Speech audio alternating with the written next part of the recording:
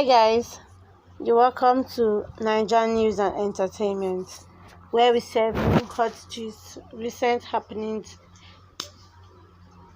in Nigeria. For today, we have from a lady who narrates how she escaped den of kidnappers. She said, "I thank God I am not a virgin." A Nigerian lady has shared her experience in the hands of kidnappers who abducted her from an unspecified location in Ibadan, sharing her ordeal with the men of the underworld whom she alleged wanted to use her for sacrifice. She revealed that her virginity status saved her from being a sacrificial lamb. Read the story below. I was having a conversation with a lady yesterday about how she was kidnapped by kidnappers. She told me it was on Friday 12th, 2019. It was late already that day, but she has to get home.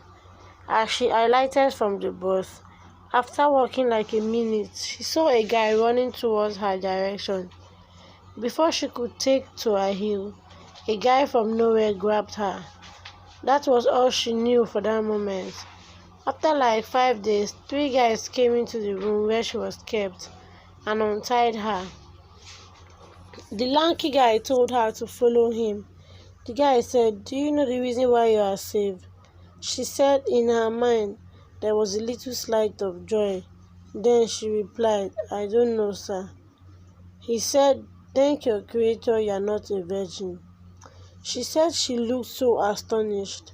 The next thing, she saw the guy covering her eyes, and by the time her eyes were open, she was in Ibadan instead of Ife. I give God the glory that I am not a virgin. After her story, I didn't even know what to say.